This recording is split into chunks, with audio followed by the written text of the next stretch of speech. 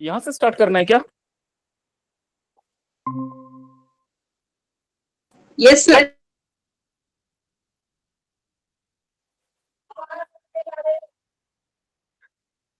Human resource planning and development, job analysis. शायद मैंने ये कल पढ़ा दिया। मैं जॉब एनालिसिस कैसे किया जाता है, documenting information about the job, duties, responsibilities, task, requirement, ये पढ़ा दिया। Next slide ma'am. हाँ, की components of job analysis. Sir good afternoon. हाँ, गुड आफ्टरनून। क्या हुआ? सर पूछना है मुझे, एक कल मैंने देखा था PDF. Sir job analysis important क्यों होता है ऑर्गेनाइजेशन के लिए? क्या क्या क्या क्या क्या फिर से बोलो question. Sir why job analysis is important for any organization? Job analysis is important for organization. Apart from that, job analysis is also important for each and every job aspirants, those who are freshers. Why it is important? Analysis is important as because, say for example, the person who doesn't have the specific skill, requirement, knowledge in the specific area where the candidate had to work, if that candidate is wrongly been deployed to do that work, then there is 100% chance to get failure in that work. Suppose मुझे अगर MBA, BBA या कुछ भी papers, इस सब papers का knowledge नहीं होता और मुझसे कहा जाता है कि सर आप ये पेपर पढ़ाइए, तो क्या मैं पढ़ा सकता? नहीं पढ़ा सकता। मैं सिंपल सा एग्जांपल देख के आपको बता रहा हूं। Say for example, this is also an organization where आप जहां से पढ़ाई कर रहे हो, जिस कॉलेज से पढ़ाई कर रहे हो, that is also a big organization. बहुत बड़ा नाम है इस ऑर्गेनाइजेशन का।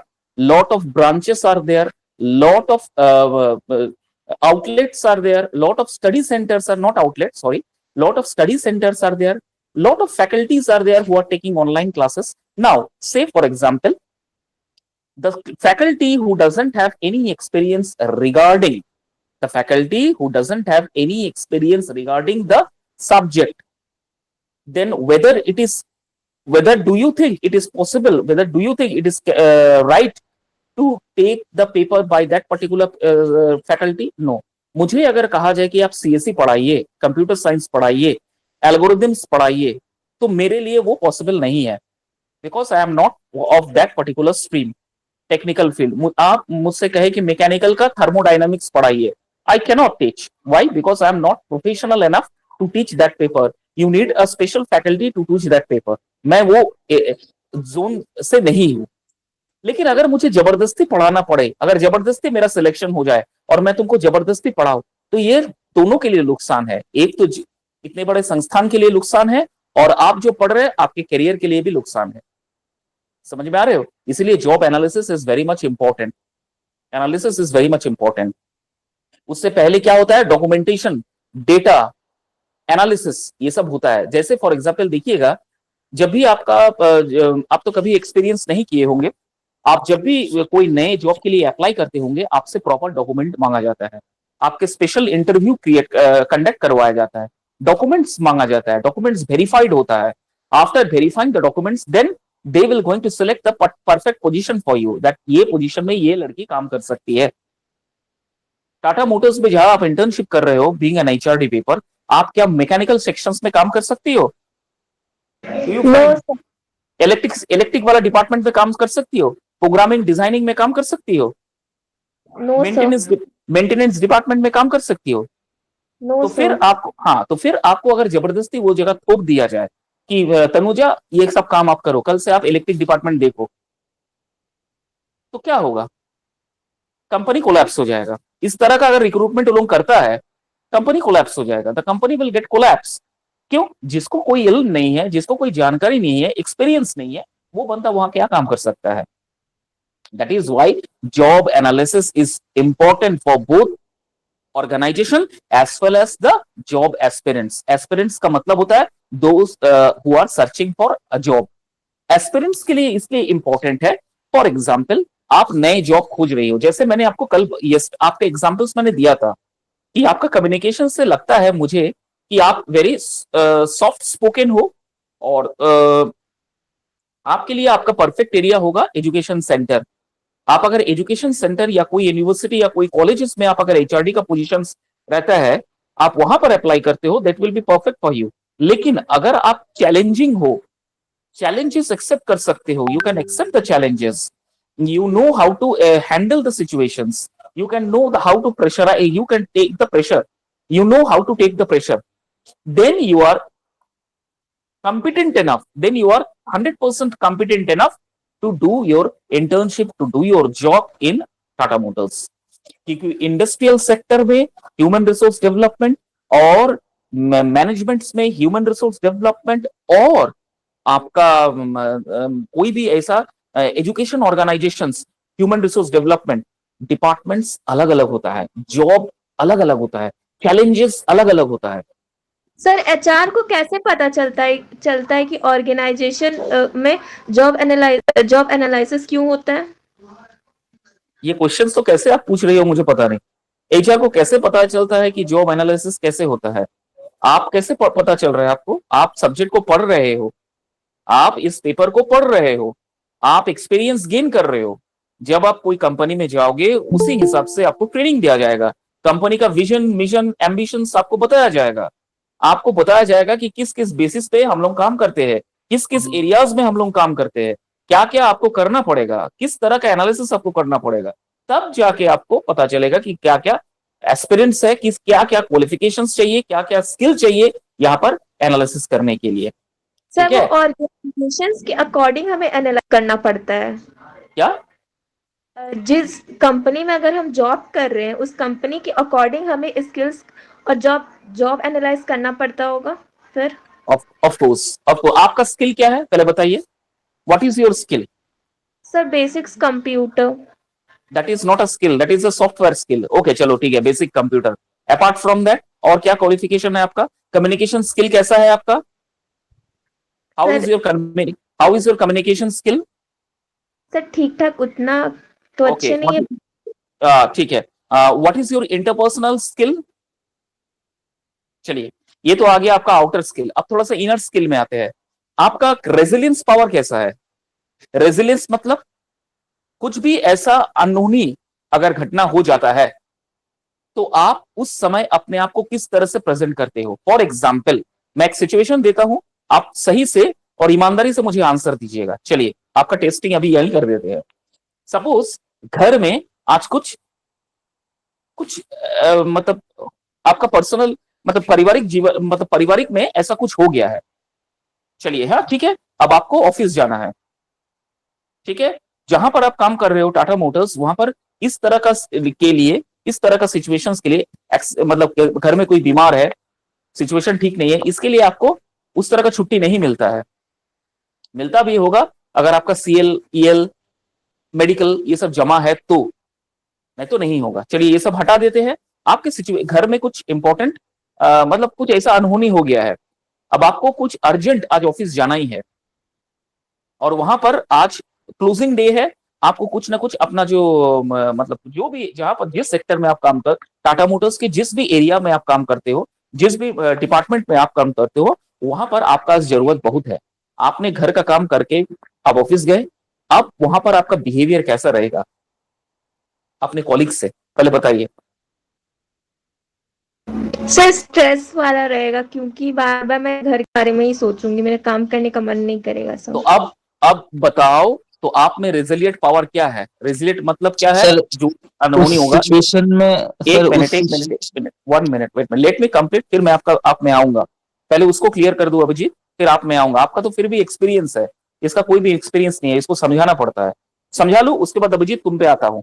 चलिए ठीक है, अब आपका चिड़चिड़ापन रहेगा, स्ट्रेस रहेगा, हमेशा आपको घर के बारे में याद आएगा, घर के बारे में आप सोचोगे। तो आप बताओ, आप क्या फिट एंड परफेक्ट हो उस डिपार्टमेंट, जहां जिस डिपार्टमेंट में आप काम कर रहे हो? That department is very sophisticated department, that department is a very sensitive department. उस डिपार्टमेंट की आप एचआर हो, आपका रिस्पॉन्सिबिलिटीज बहुत बहुत ज्यादा है। अब आप उस समय में अपने आप को रिटेलिएट कर पाओगे, रेजिलिएट कर पाओगे सिचुएशन के अकॉर्डिंग? ये नो हो गया, सर। नो हो गया है। चलिए आपका एक सवाल आपका मिल गया है। एनालिसिस कैसे किया जाता है मैं आपको बताता हूं। दूसरी बात, आपका इमोशनल लेवल कैसा है?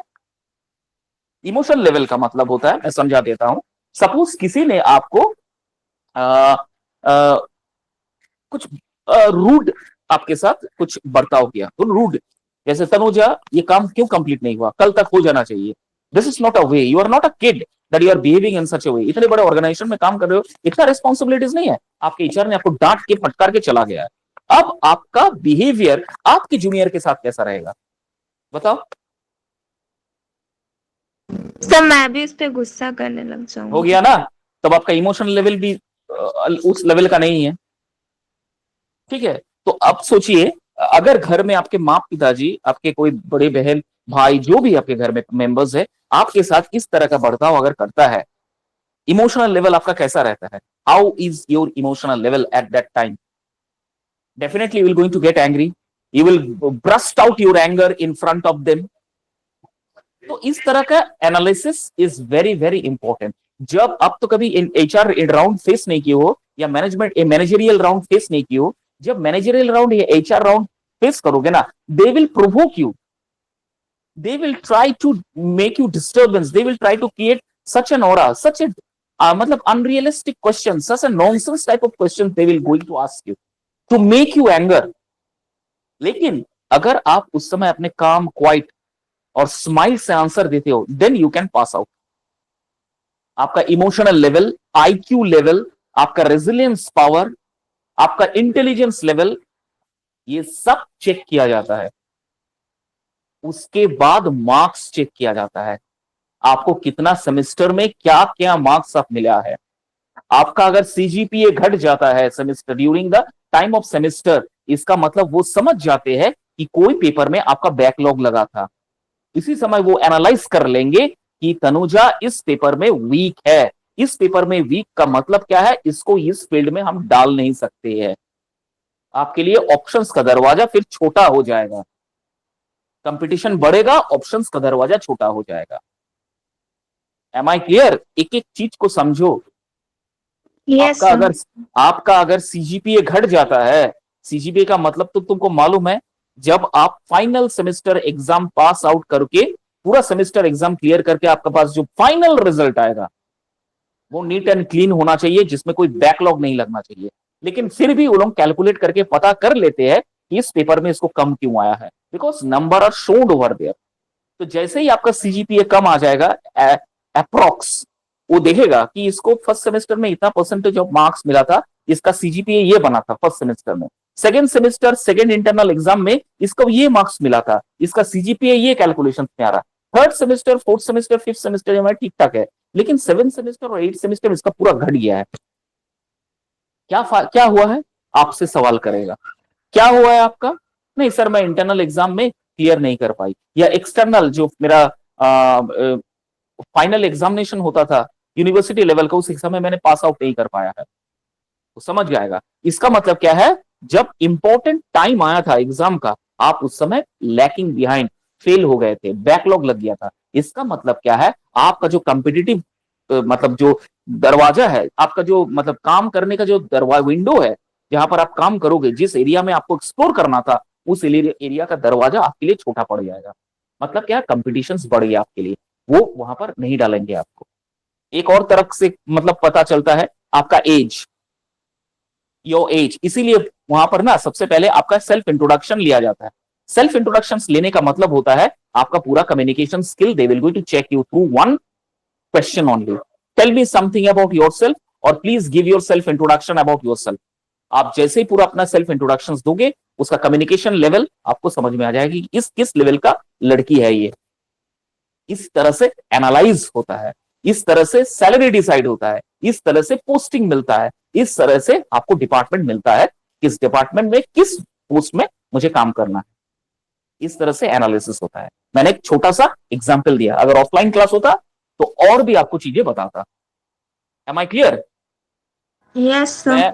मैं ऑनलाइन क्लास ले रहा हूं, लेकिन आपको एज्यूम करके बता रहा हूं कि आप में ये चीजें है।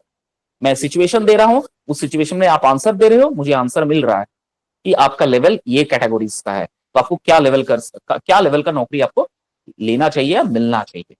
This is the analysis. That is why analysis, job analysis is very important for the new job aspirants as well as for the organization.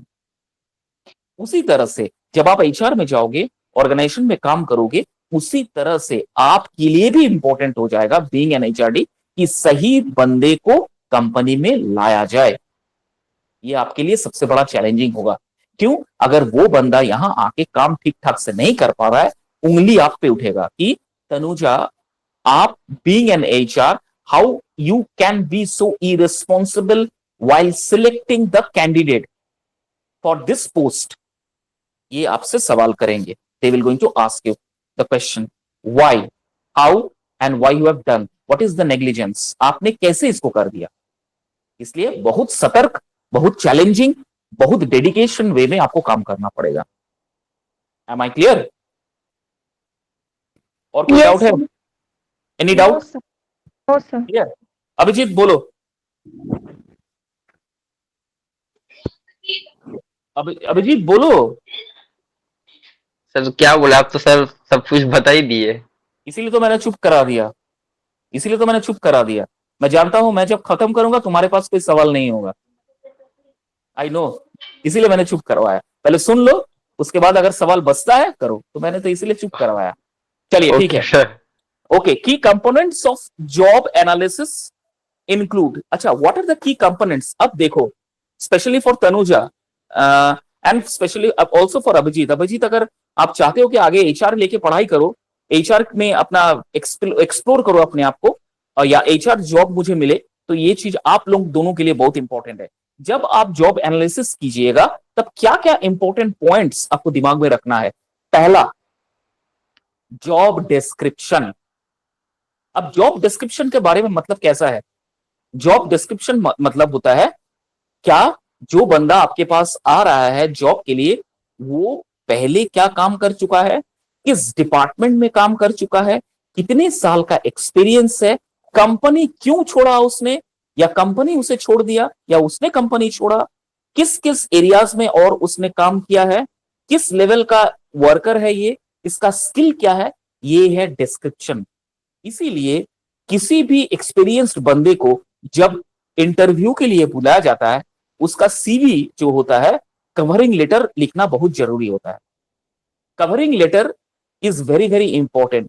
Covering letter में आपने पिछले साल कितने काम किए, पिछले सालों से कितना काम किए हो, कितना आपका एक्सपीरियंस है, और क्या जॉब के लिए अप्लाई किए हो, ये आपका कवरिंग लेटर में लिखा रहेगा.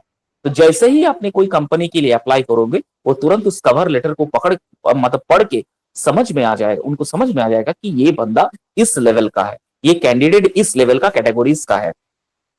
Am I clear? This is the job description. Then outlining the duties. Outlining the duties आपको मार्क करना पड़ेगा. एचआर का रिस्पॉन्सिबल होता है कि ये कहां कहां क्या मतलब क्या क्या काम किया है, किस किस प्रोडक्ट पे इसका नॉलेज है, क्या स्किल इसने यूटिलाइज किया है, और इसको क्या क्या रिस्पॉन्सिबिलिटीज मिला था जब ये कंपनी में था, उसको आपको हाईलाइट करना पड़ेगा, निकालना पड़ेगा. उसके बाद क्या होता है? रिस्पॉन्सिबिलिटीज. इसको क्या क्या रिस्पॉन्सिबिलिटीज मिला था, और उस रिस्पॉन्सिबिलिटीज जब इसको मिला था तब ये 100% काम किया था कि बीच में छोड़ के चला गया था. मैंने कल तनुजा को बताया था कि ड्यूटीज एंड रिस्पॉन्सिबिलिटी, शायद तुम दोनों का ड्यूटी और रिस्पॉन्सिबिलिटी में थोड़ा सा फर्क है. I think I have told you that there is some difference between duties and responsibilities. मेरा ड्यूटी क्या है? मुझे 1 बजे से 2 बजे का क्लास मिला है. अब इस 1 बजे से 2 बजे के क्लास में मैं आपसे गपशप करके टाइम पास करूं, या मैंने एक चैप्टर, एक स्लाइड पढ़ाने के बाद आपसे सवाल करने लगूं, आपसे हंसी मजाक करने लगूं. ठीक है, ये मेरा ड्यूटी हो गया है. अब मेरा रिस्पॉन्सिबिलिटी क्या आता है कि ये जो मुझे 1 घंटा मिला है, मैं कितना अच्छी तरीके से यूटिलाइज करके अपने स्टूडेंट्स को ज्यादा से ज्यादा इंफॉर्मेशन शेयर करूं. ये मेरा रिस्पॉन्सिबिलिटीज है. Am I clear? तो ये थोड़ा सा डिफरेंस है ड्यूटी और रिस्पॉन्सिबिलिटी में, थोड़ा सा डिफरेंस है. ड्यूटी, हम लोग डेली जाते हैं, ऑफिस में बैठते हैं, काम करते हैं.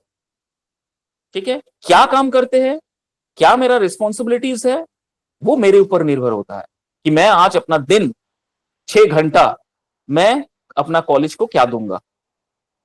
क्या फोन देख के बिताऊंगा, या दूसरे फैकल्टी से साथ बात करके टाइम पास करूंगा, या स्टूडेंट के साथ कुछ गपशप करूंगा, आया कुछ कहानी बताया कर दूंगा, या कुछ ऐसा कुछ काम करूंगा जो मेरे लिए भी, इस कॉलेज के लिए भी इंपॉर्टेंट हो, सर आउटकम्स फायदा, निकले। कुछ आउटकम निकले। That is the correct word you have used, outcome निकले। यही है difference between duties and responsibilities, ठीक है, and the task of the job. उसके बाद देखो नेक्स्ट पॉइंट है जॉब स्पेसिफिकेशन। क्या है? Detailing the skill. जैसे फॉर एग्जाम्पल जब तनुजा आप एचआर कर पढ़ रही हो, इसका मतलब आप में बहुत सारा स्किल ऑलरेडी डेवलप हो गया। पहला प्रिलिमिनरी स्किल्स क्या है? पहला प्रिलिमिनरी स्किल्स आपका है कंप्यूटर नॉलेज। उसके बाद क्या है? सर्टिफिकेशंस। उसके बाद आपका क्या है? आपका ग्रेजुएट का सर्टिफिकेट्स। ये तो हो गया आपका सॉफ्ट, मतलब क्या बोलूं उसे, सॉफ्ट स्किल। हार्ड स्किल आपका क्या है? You are very trustworthy, team work में आप बिलीव करते हो। उसके बाद क्या है? आप में रेजिलेंट पावर है, आपका इमोशनल कोशेंट लेवल बहुत जबरदस्त है। ये है स्किल डिटेलिंग करना। अगर एचआर पाए आपके, when HR going to read or analyze your resume, then the most important thing they will going to look out for any candidate is the emotional level. आज के दौर पे ऑर्गेनाइजेशंस में, कोई भी ऑर्गेनाइजेशन, किसी भी ऑर्गेनाइजेशन में इमोशनल लेवल बहुत बहुत ज्यादा मायने रखता है, और कम्युनिकेशन लेवल। ये दोनों एक ऐसा हथियार है जिससे आप बहुत आगे जा सकते हो, और ये दोनों अगर आप में नहीं है तो आप जितने भी कोशिश कर लो, मेहनत कर लो, आप ज्यादा आगे नहीं बढ़ पाते हो।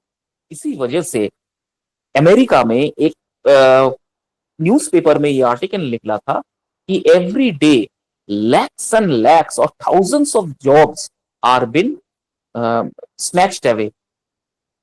दे are bound to get resign, they are bound to do the resign. क्यों?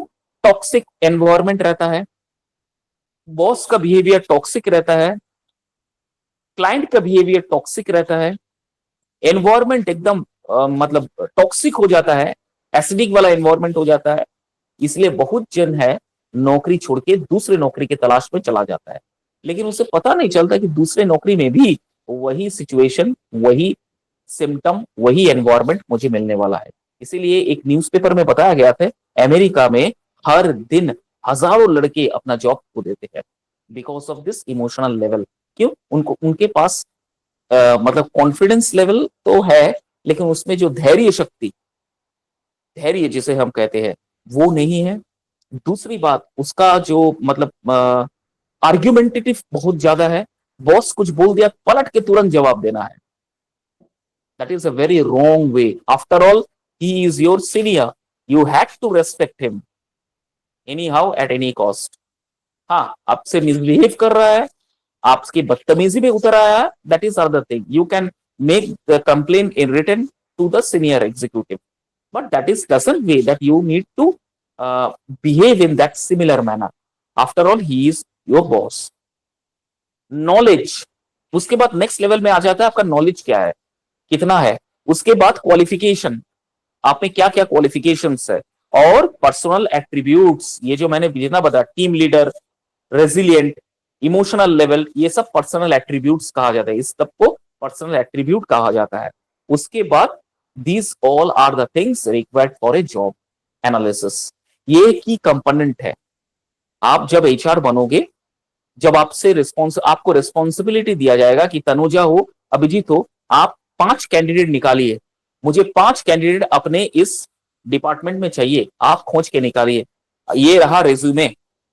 अब आपको इस सब पॉइंट्स को दिमाग में रखते हुए आपको कैंडिडेट खोज के लाना है। पता चला? Yes, sir. Any doubt?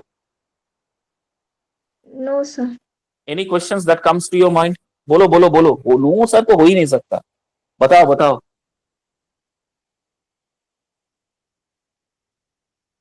सोचो, थिंक। कुछ मिला? अभिजीत, कुछ मिला? कुछ ऐसा क्वेश्चंस जिससे डाउट लग रहा है? जो होता है उसका समझ नहीं आ रहा, पर्सनल एट्रीब्यूट्स। देखा, अभी तूने कहा यस सर। ऑनलाइन क्लासेस में ना तनुजा, इतना समय नहीं दिया जाता है, फिर भी मैं दे रहा हूँ। मैं आगे बढ़ जाता, मैम को बोलता, मैम स्लाइड चेंज कर देती। इसलिए बोलता हूँ, जब मैं पूछूं एनी डाउट तो तुरंत डाउट निकालो। पर्सनल एट्रीब्यूट्स का मतलब होता है apart from your qualification, experience, skill, ये सब के अलावा आपके पास और क्या है। जैसे मैंने कहा रेजिलियंस, आप में रेजिलियंस है। रेजिलियंस मतलब क्या है? ऑकवर्ड या फिर ऐसा कोई नेगेटिव सिचुएशन में अपने आप को कितना काम एंड क्वाइट रख सकते हो, ये एक पर्सनल एट्रीब्यूट है, ये आप में एक स्किल है। दूसरी बात, इमोशनल लेवल। किसी ने आपसे आज बदतमीजी से बात किया है, आप उसका जवाब कैसे देते हो। ठीक है।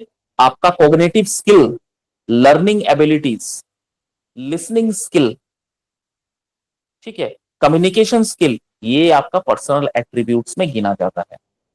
पर्सनल एट्रीब्यूट्स का मतलब होता है apart from writing skill, apart from knowledge, ये सब तो आपको मिला हुआ है, लेकिन आपके अंदर क्या क्या है, मतलब और क्या क्या है। जैसे patience, emotional level, learning skill, listening skill, ये सब कम्युनिकेशन स्किल, ये आपका पर्सनल एट्रीब्यूट है। ठीक है, this are the personal attributes. समझ में आया? Yes sir. पक्का? Yes sir. अभिजीत, कोई doubt? Sir not sir, doubt नहीं। Okay ma'am, please go to the next slide. अब देखो, job analysis. uses of job analysis. Okay, what are the uses of job analysis? Number one, recruitment and selection. Recruitment and selection. What is the difference between recruitment and selection?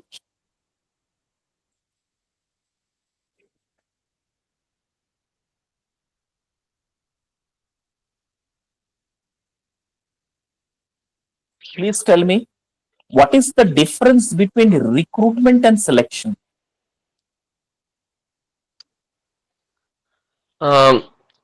Sir recruitment sir, हम sir vacancy निकालते हैं जिसके according interviews होते हैं, और हमें जितना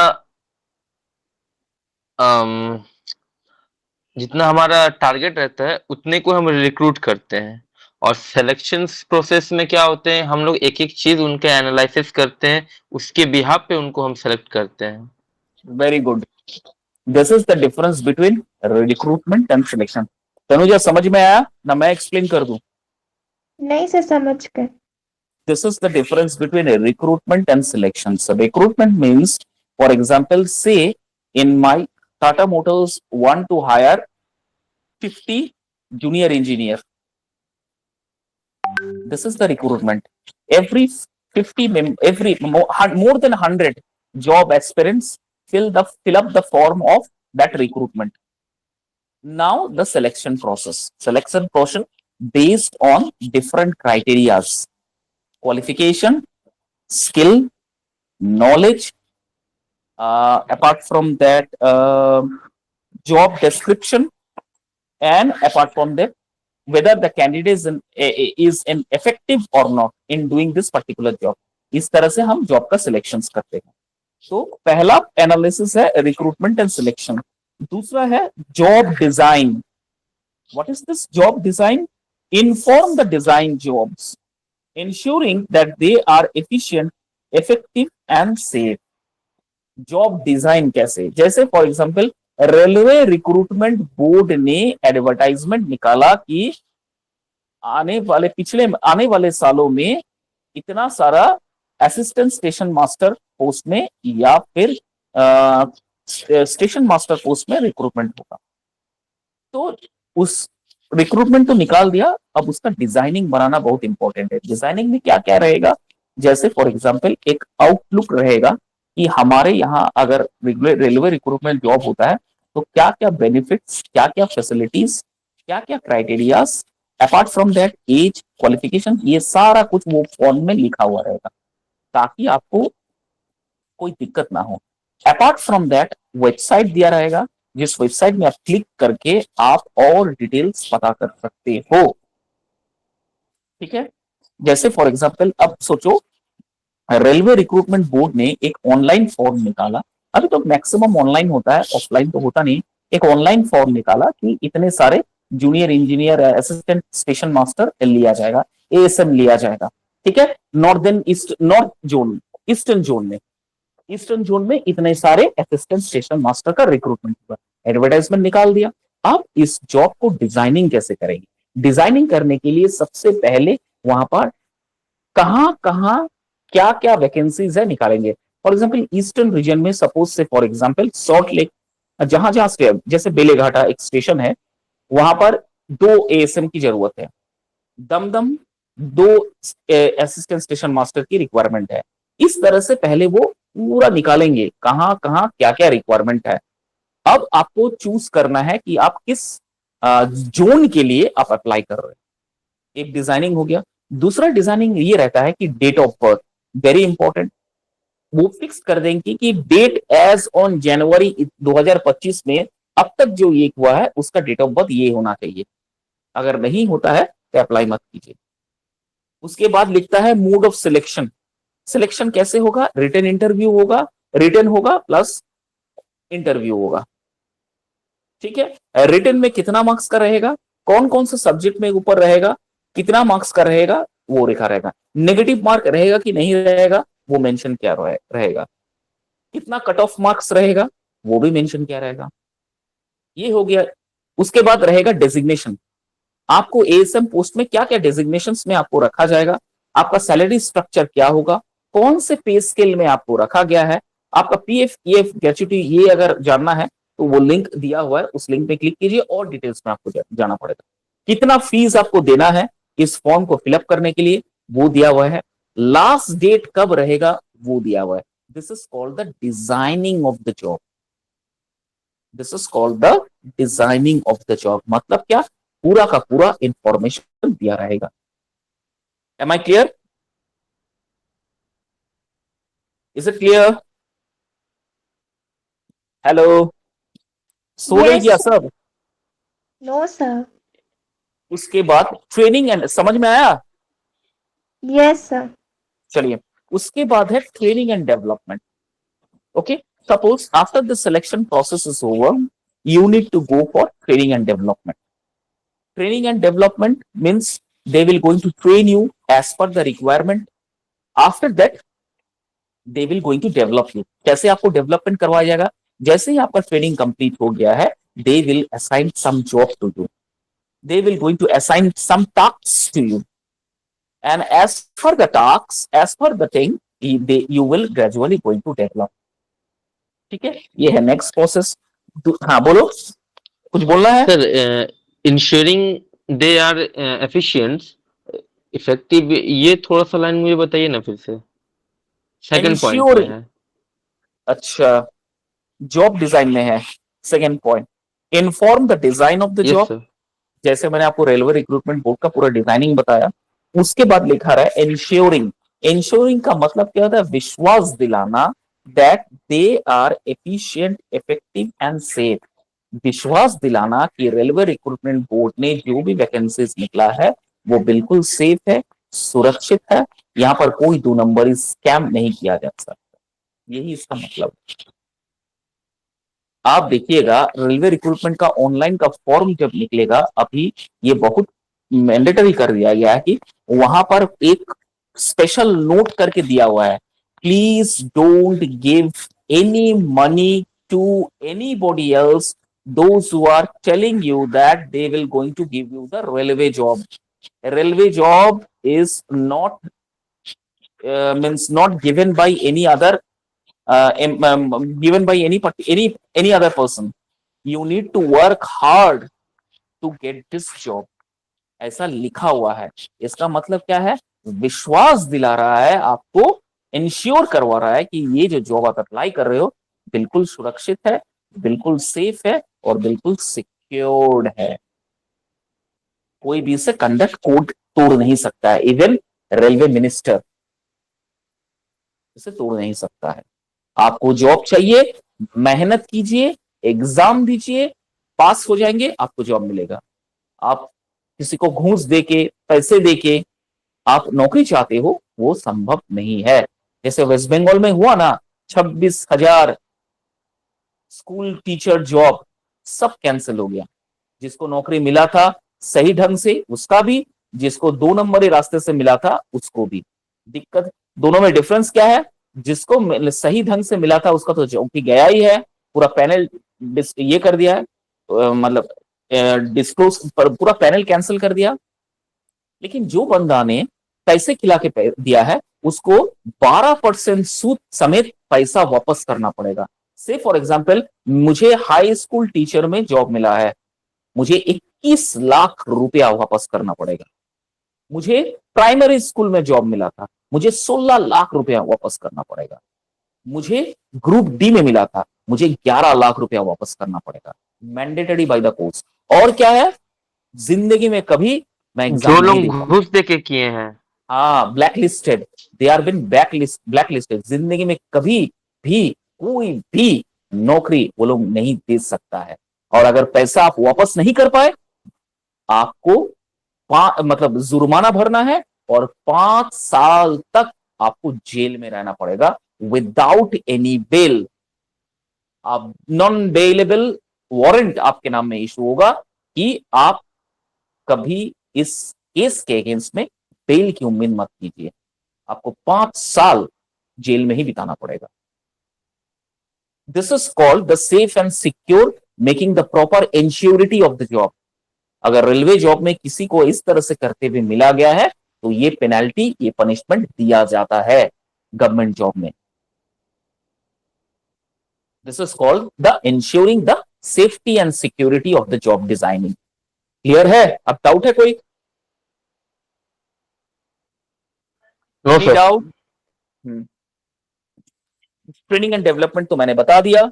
next है performance evaluation, which is very very important after training is over. Sir after the training and development ही बता देते सर। तो बता तो दिए, फिर बताना पड़ेगा। ठीक नो है, बता सर। देता हूं। बता दिया था, ठीक है। सबसे पहले the organization will find out where the training is required, where are the areas that this employee need to get trained। पहले ऑर्गेनाइजेशन ये खोजेगा। जैसे मैं आपको बताता हूं, एजुकेशन इंडस्ट्री में या एजुकेशन ऑर्गेनाइजेशन में फैकल्टी डेवलपमेंट प्रोग्राम्स करवाया जाता है। फैकल्टी डेवलपमेंट प्रोग्राम कराने का मतलब क्या है? स्मार्ट क्लास से एक्वेंटेड होना। अभी चौक डस्टर ये कंसेप्ट गया, अभी प्रोजेक्टर पीपीटी वो सिचुएशन भी गया। अभी नया क्या आया है? एआई टेक्नोलॉजीज यूज करके आप पढ़ाइए कोई भी पेपर। For this there is a requirement of training. Suppose say for example BenQ का एक स्मार्ट टीवी आता है। The company name is BenQ, you can type it in a Google, you can search it on a Google. BenQ smart TV, a big size of TV in the classrooms. Now, how to operate that TV, how to insert pen drive and work, how to show some designing on the everything been done on the smart AI TV. Now, for to run that smart AI TV by the faculties, you need to go through the training process. The training consists of 7 days training of every day of 3 hours. Means 7 into 3 equal to 21 hours of training. Every faculty had to attend, every faculty had to learn how to operate the smart BenQ TV to teach the students. Now, these are the things, these are the initiatives taken by the government of Jharkhand. Even in a government school also, there are smart classes are there, where the students will able to learn not only through copy and pen, but also through computers. but also through smart TV, but also through projectors. Now, the pressure of books, the pressure of notebooks are being reduced by the government of Jharkhand. ठीक है? To develop and to train the students as well as to the faculties. अब कोई faculties अगर training करने के बावजूद भी हो सकता है, क्योंकि अभी ये जो स्मार्ट टीवी आया है जिसमें हम लोग को ट्रेनिंग मिल रहा है, we had to go to the trainings, we had to learn how to operate those things. It's really a little bit of complicated, and the person who know computer very well, the person who knows computer basics, then only that person can operate. Apart from that, smart pen, अब उसके साथ ना smart TV में एक magnetic pen आता है. आप इतने बड़े स्क्रीन में कुछ अगर लिखना चाहते हो, you can write using that magnetic pen. अब मैग्नेटिक पेन को होल्ड करने के लिए भी एक स्टाइल होता है. अब वो होल्ड करने के लिए आपको 2 दिन का एक्स्ट्रा ट्रेनिंग मिलता है. अब उसको प्रैक्टिस करवाया जाता है. कैसे? अगर आप स्मार्ट टीवी में उतने बड़े स्क्रीन में इस मैग्नेटिक पेन से कुछ लिखने के लिए जाओगे तो आपका हैंडराइटिंग पूरा एकदम क्रैब जैसा हो जाएगा, जस्ट लाइक अ क्रैब, केकड़ा जैसा हो जाएगा, स्पाइडर, मतलब क्या इसका मकड़ी जैसा आपका हैंडराइटिंग हो जाएगा. इतना स्मूथ है कि आप मतलब क्या बोले, एक ए लिखने के लिए जाएगा पूरा खींच देगा. So smooth, so fine. इसके लिए ट्रेनिंग चाहिए. अगर आप पेन के एकदम टिप पर पकड़ते हो, एकदम डाउन टिप पे पकड़ते हो, तो आपका जो हैंड है उसका पूरा छाप स्क्रीन पे आ जाएगा. पेन को एग्जैक्टली किस पॉइंट पे पकड़ना है और आपका फ्लोइंग कैसा होना चाहिए, you need to go through the training, and that's need a 2 days of training. Other apart from this training, 21 days of training, you need to go to 2 days of more training to get this habit of using that magnetic pen so that you can write freely on the smart board or smart TV. So these are called the training. After the training is over, there is a development. What is the development? जो faculties को जो faculties को TV चलाना, smart TV चलाना, classes लेना आ गया, pen चलाना आ गया, अब उसको क्लास असाइंड होता है. बड़े बड़े classes, 6th semester, 4th semester, 5th semester के क्लासेस अलॉट होता है कि सर आप जाके पढ़ाइए. और जो फैकल्टीज को अभी तक वो नहीं हुआ है तो उसको फिर छोटे छोटे क्लासेस में 1st semester, 2nd semester, 3rd semester, diploma, इस सब में क्लास दिया जाता है. क्यों? इस सब में वो स्मार्ट टीवी नहीं है, ब्लैक बोर्ड और चौकी अब तक है. आप लोग वो ब्लैक बोर्ड और चौकी पढ़ाइए. This is called training and development. तो ट्रेनिंग करने के बाद आपका जब डेवलपमेंट होता है तो कंपनी आपके ऊपर वॉच रखता है कि ये बंदा कितना डेवलप हुआ है, मैंने इतना खर्चा किया है, डेवलपमेंट क्या हुआ है. अगर देखता है कि डेवलपमेंट नहीं हुआ तो जहां से आपको उठाया था पीछे वहीं पर जाके आपको फेंक देता है. This is the raw truth I am telling you. अगर उन्होंने देख लिया कि आपका इंप्रूवमेंट कुछ नहीं हुआ है, अब जहां थे वहीं हो, तो आपको उठा के फिर जहां से आप आए हो वहीं आपको डाल देता है. निकालेगा नहीं, आपको वहीं रख देगा. Is it clear? This is called the training and development. समझ में आया कि नहीं आया? Yes sir. उसके बाद है परफॉर्मेंस एंड इवेल्युएशन. ये जो मैंने आपको बताया अभी just now, as I have told you about the faculty development training program, how to use the smart board and how to take the smart classes of any students, how to take the attendance in ERP, online attendance कैसे लिया था through ERP, मतलब through software. These all are the you have to go through the training. अब उस training में आपको evaluate किया जाता है. They evaluate you and on the basis of your performance they will going to select you for the next responsibilities. Okay, this is called performance evaluation. After that, compensation and benefit. Obviously आपका जब promotion होगा, development होगा, automatically आपका पैसा बढ़ जाएगा. आपको कुछ नया इंपॉर्टेंट पर्क्स आपको आपके साथ जुड़ेगा, कुछ आपको नया पैसे आपके साथ जुड़ेंगे, कुछ नए आपको इंक्रीमेंट्स मिलेगा. तो ये सब ओवरऑल डेवलपमेंट देखने के बाद ही ऑर्गेनाइजेशन तय करता है कि आपको किस पे स्केल में रखा जाए. आपको पे स्केल में रखा जाएंगे या फिर आपको कंसोलिडेट में रखा जाएगा या फिर आपको इसमें रखा जाएगा पार्ट टाइम.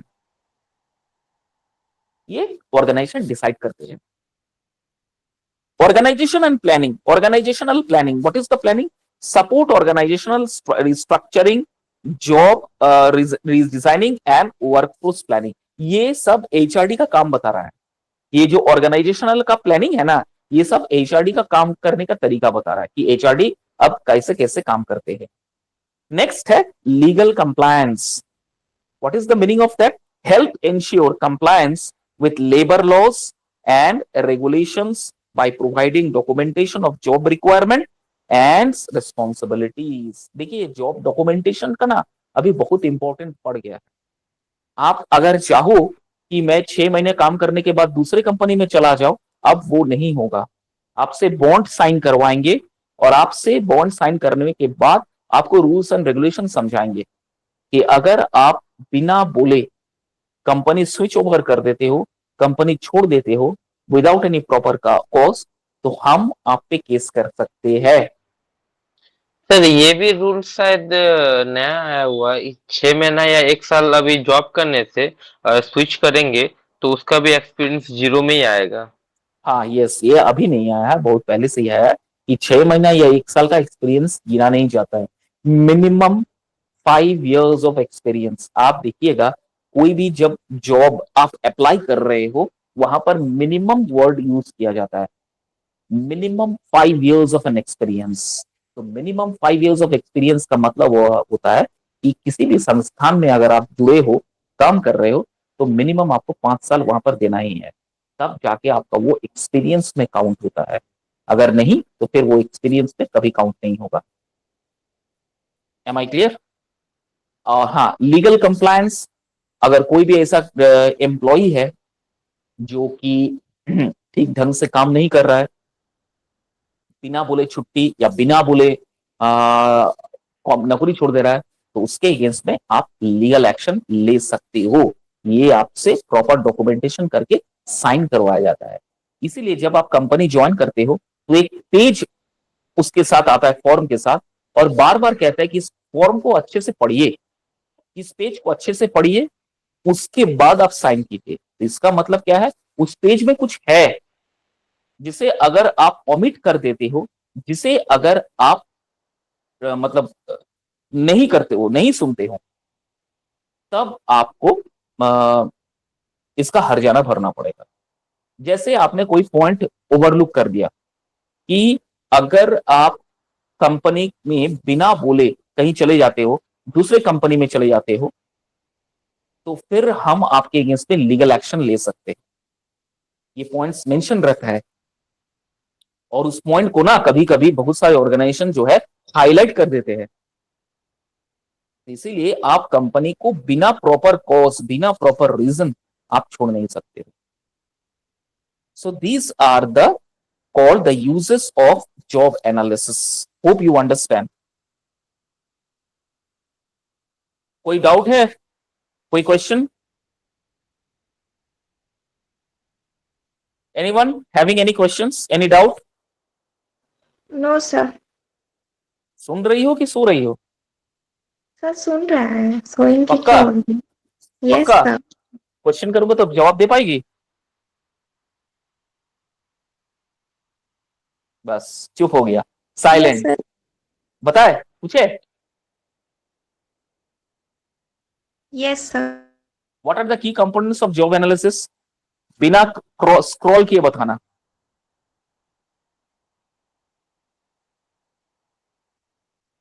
छोड़ दो. Steps, stages, process, procedure in job analysis. इतना मतलब ये जो पीपीटी प्रेजेंट किया गया है, इतना सुंदर पीपीटी प्रेजेंटेशन हुआ है कि आपको यहाँ पर कुछ अलग तरीके से क्वेश्चंस आंसर खोजने की जरूरत नहीं है. एक एक स्लाइड में बहुत अच्छी तरह से डिस्क्राइब किया गया है. That will be going to be benefited from the examination point of view. आपके एग्जामिनेशन पॉइंट ऑफ व्यू से भी ये बहुत बड़ा बेनिफिट है. देखो slide is very well described. Step, stages, process, procedure in job analysis. ये क्वेश्चन इस तरह से आ सकता है. What are the steps, what are the stages, what are the process, what are the procedures of job analysis. इसीलिए देखो जिस स्लाइड इस तरह से प्रिपेयर किया गया है, step, stages, process, procedure in job analysis, मतलब एक ही है. Don't get confuse while answering the question. That अलग अलग हो गया, नहीं बिल्कुल सेम है, इसलिए ऑब्लिक करके दिया गया है, oblique. Planning and preparations, identify the purpose, scope and methodology of the job analysis. First of all, you need to identify the purpose of the job. What are the methodologies of the job for the job analysis? Next, data collection. After that, you need to collect the data according to the requirement of the job. उसके बाद है data analysis. Examine the data very minutely. Each and every points should be clearly and specifically should be looked by the HRD. If you omit, if you crossed, or if you missed any single point, that may going to harm the organization. कहते हैं ना, एक गलत इंसान जो है पूरा समाज को गंदगी कर देता है। एक गलत इंसान, एक खराब सेब एप्पल पूरे पड़ाव कर देता है। बात कुछ हद तक सही भी है, कुछ हद तक हम इसे थोड़ा सा गलत भी मानते हैं कि एक इंसान की वजह से ये नहीं होता है। This cannot be done by any one single person. आपको अगर प्रोवोक किया जा रहा है, इसका मतलब क्या है, आप उस चीज को एक्सेप्ट कर रहे हो, तब जाके वो आपको प्रोवोक कर रहा है। मैं इस चीज को मानता हूं। कैसे? फॉर एग्जाम्पल, कुछ ऐसे ऑर्गेनाइजेशंस में महिलाओं को, specially for the girls, specially for the women, lot of things are happening over there. Every day there are some complaints are there. Now see, the person who is complaining, the woman who is complaining, and how she is complaining, there's a difference. Suppose उसने कभी किसी friend के साथ वो complain share किया है। सबसे पहला, जब आप पे केस चलेगा तो आपसे ये सवाल पूछा जाएगा कि आपको जब ये मालूम था कि यहाँ ये गलतियां हो रहा है, अन्याय हो रहा है, तो आप इनकी शिकायत या कभी इसकी जिक्र अपने फ्रेंड से किए हैं? मैक्सिमम केसेस में नहीं आता है। इसका मतलब क्या है? somehow you are accepting that provokedness. इसका मतलब क्या है? कुछ हद तक आपने उस प्रोवोकनेस को एक्सेप्ट किए हो। अगर शुरुआती समय अगर आप उस चीज को रोक देते तो आज बात इतना आगे नहीं बढ़ता, लेकिन आप इस चीज को एक्सेप्ट कर रहे हो, जिसकी वजह से आज इतना बात आगे बढ़ गया है। This is called the way to analysis. This is called the way to analysis. इसी तरह से आप जब कोई जॉब किसी को दे रहे हो या जॉब एनालिसिस कर रहे हो, तो आप every points, every single thing, every responsibilities, की स्किल्स आपको एनालाइज करना आना पड़ता है कि मेरे जॉब के रिक्वायरमेंट के हिसाब से क्या ये स्किल फिट बैठता है, whether this skill is fit for the job responsibility that my company wants, whether this is fit or not. If not, then put a cross mark over there कि ये skill मेरे company के मुताबिक नहीं है, मैं इस चीज को एक्सेप्ट नहीं करता हूं। इसी तरह से ये स्किल को देखा जाता है। अंडरस्टूड? Any doubt? सर हम मतलब कि लेफ्ट हो गए थे क्योंकि आवाज नहीं आ रहा था। आप कौन सा टॉपिक पढ़ा रहे थे मुझे? टॉपिक तो नहीं पढ़ा रहा था, एक स्लाइड पढ़ा रहा था जिसमें step, stages, process and procedure in job analysis, जिसमें प्लानिंग एंड प्रिपरेशंस Okay. का बहुत इंपॉर्टेंट रोल है। कैसे हमें प्लानिंग करना पड़ेगा, Okay. प्लानिंग करने के बाद कैसे प्रिपरेशंस करना पड़ेगा, ये बता रहा था। उसके बाद data collections is very much important. जैसे मैं आपको एग्जांपल देता हूं, आप एग्जाम के लिए तैयार कर रहे हो, तो एग्जाम के लिए सबसे पहले planning is very much important. मुझे कैसा पढ़ना पड़ेगा, कहाँ से पढ़ना पड़ेगा, क्या क्या क्वेश्चन मुझे पढ़ना पड़ेगा, दिस इज द प्लानिंग। उसके अकॉर्डिंग आपको प्रिपरेशंस कर लेना पड़ेगा। मैं आज ये नोट्स प्रिपेयर करूंगा, मैं आज वो क्वेश्चन को पढ़ूंगा, मैं आज ये चैप्टर को कंप्लीट करूंगा, दिस इज द प्रिपरेशन। उसके बाद कलेक्शन, जितने भी मैंने पढ़ाया उसका ऑनलाइन ऑफलाइन लेक्चर्स आप ले लीजिए, उसका नोट्स लीजिए, और पढ़िए, ये है डेटा कलेक्शन। थर्ड है ऑब्जर्वेशन, थर्ड है डेटा एनालिसिस। जैसे फॉर एग्जांपल अब एनालिसिस करना कि एग्जाम में कौन सा क्वेश्चंस, कौन सा टॉपिक सबसे ज्यादा इंपॉर्टेंट रखता है, मैं उस चीज को ज्यादा से ज्यादा पढ़ूं।